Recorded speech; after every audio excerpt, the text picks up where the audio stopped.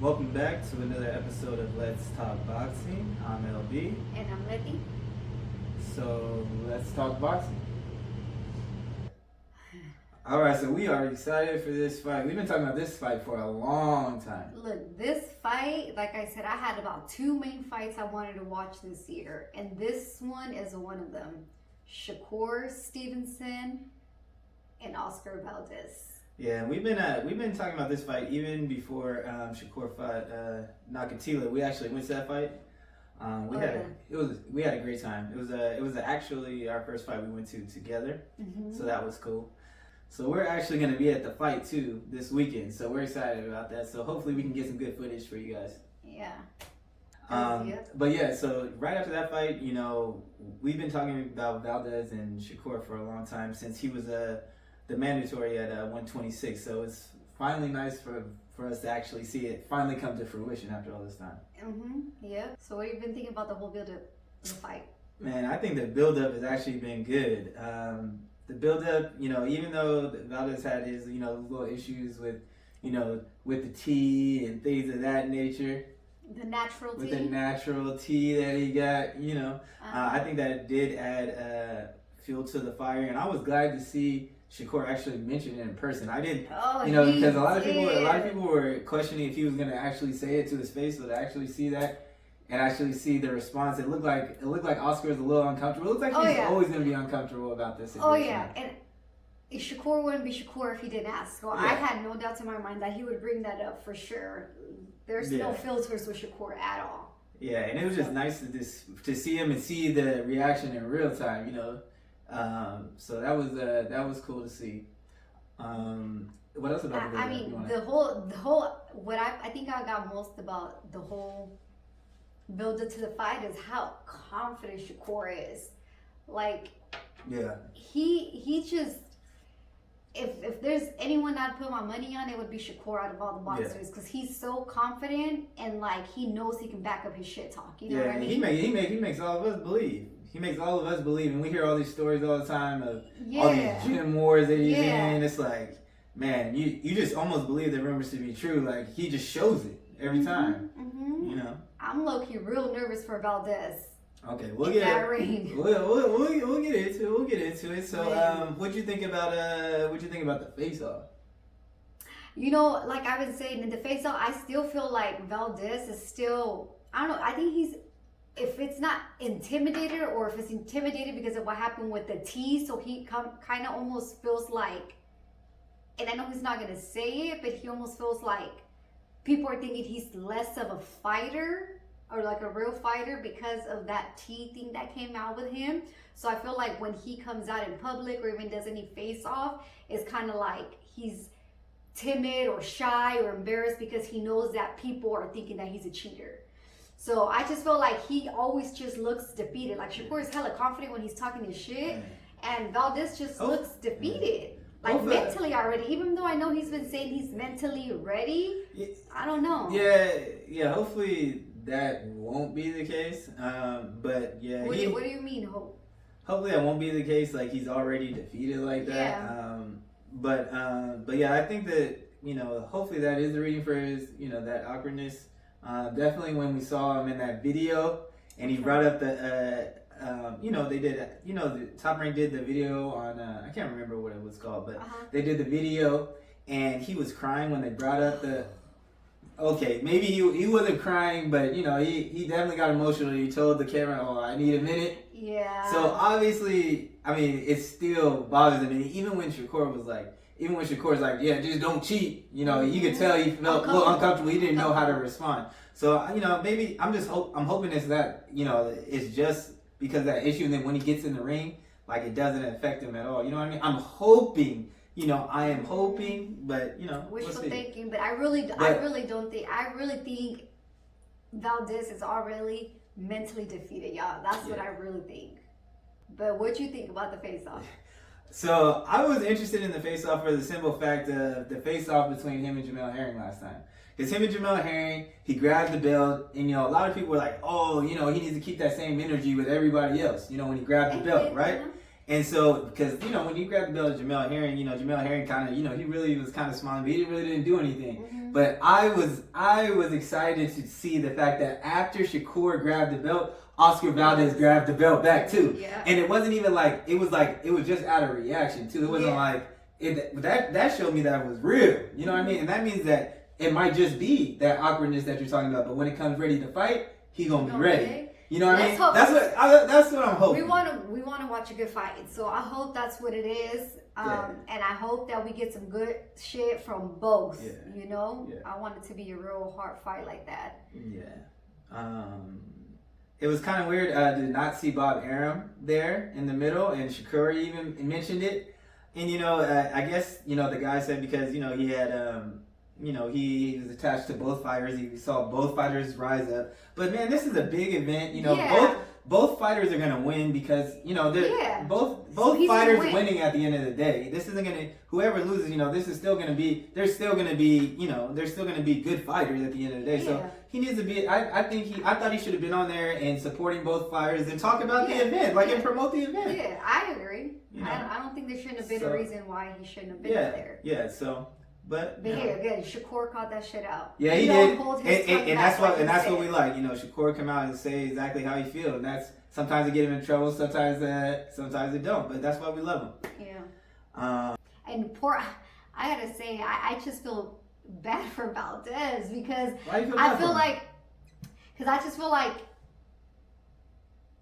because of kind of what he's been going through and how Shakur's been talking about, oh, you're ducking me for so many years, that I really think that it got to his head.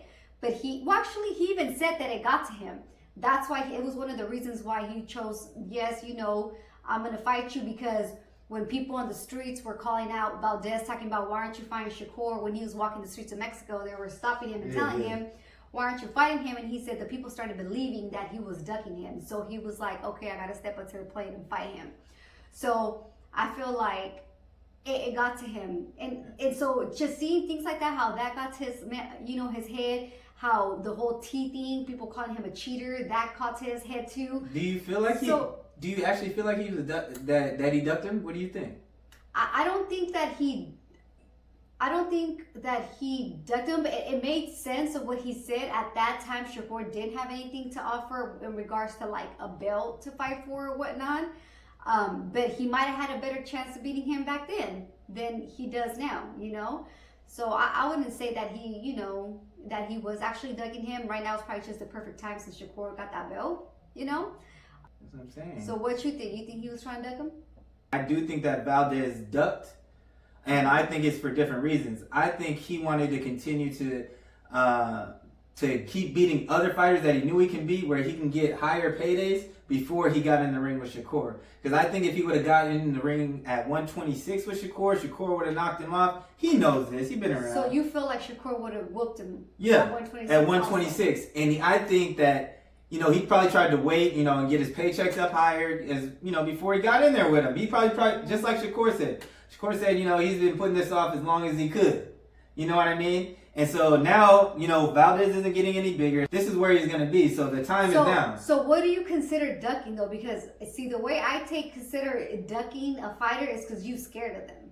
Obviously, people are not going to, boxers are not going to fight other fighters if one, the money's not right, or obviously there's better opponents. So when you say ducking, I'm thinking ducking. I'm not going to fight you because I'm scared of you.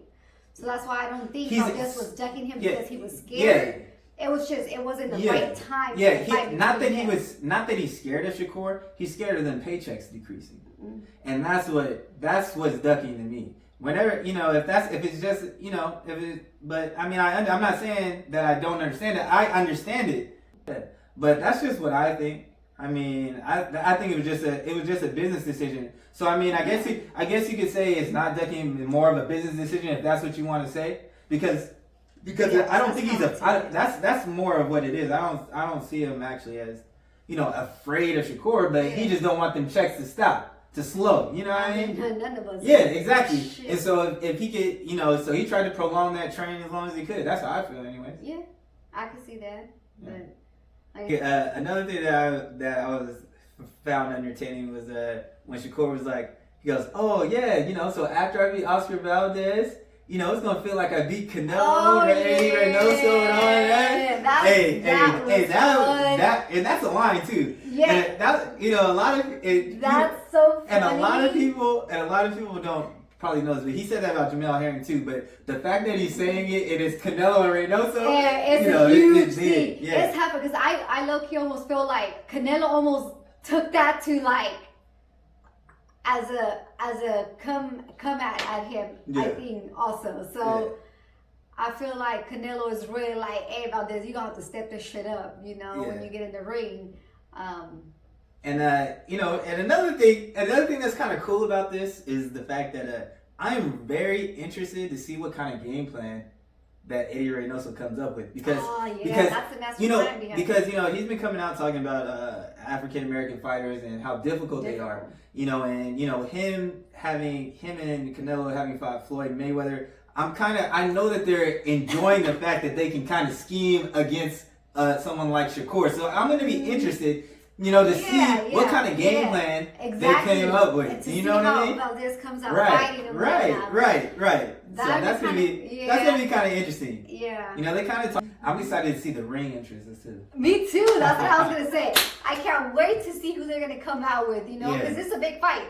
Yeah. It's a big fight, so I know both of them are gonna come out with some heat with some artists. You know, so I'm curious to see how it is. And it was funny in the face off or whatever. How they were, you know, like flipping the coin for who was gonna walk out the ring or whatever. I felt like Shakur was like, "Nah, I'm going second. I'm going second." So he must be coming in with some heat. With some he got somebody. So. He got somebody. He has to have somebody.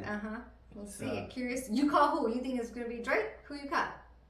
Let's see. ESPN, Vegas. Hey, he might mess around and come out with a Puerto Rican rapper because you know he ripping that Puerto Rico now. Oh, he is. He is repping that flag. I don't think so. He might come out with you're right. He might come out with a Puerto Rican. He might come out with a Fat Joe. No, Fat Joe can't do that without. He can't do that. He can't do that without Berlanga. He can't do that. You're gonna be like Fat Joe switched up from Berlanga to Shakur. Let's see. I'm trying to think. I don't know what he's gonna come out with. I mean, he got OVO, right? He always repping that. OVO. Or like, I'm really excited to see how Valdez is really gonna come because I kind of could imagine. I already kind of imagine how Shakur is gonna come out, you know, because I've seen different styles. But Valdez, I'm really curious to see what kind of style he's gonna come out with because Shakur, boy, that boy is skilled, man. Yeah. Like, man, I hold Shakur up high. So and he's so competitive, man. He's so competitive. Yes. Everything. So that just makes you a believer that much because you know how competitive he is. So you know how hard he's gonna work. Yes. And so you know, and then he knows that video's out there when he was in the Olympics and he was crying and stuff. So and he can't made look sure like exactly. So he's gonna make sure like that never happens again. And you can tell when he say that he mean that shit. Yep. So I'm just excited to watch it in person. Yep. So we'll be there from the very first undercards. We believe starts at 3:30. Yep. So we're excited about that. And anything else you want to add? No, we're just excited to see this fight, and then we'll be back with a recap. All right. Thanks for tuning in, y'all. And catch us on our next episode of Let's Talk Boxing. Comment down below who you guys think is gonna win the fight, how you guys think the fight's gonna end. Don't forget to subscribe and like the video.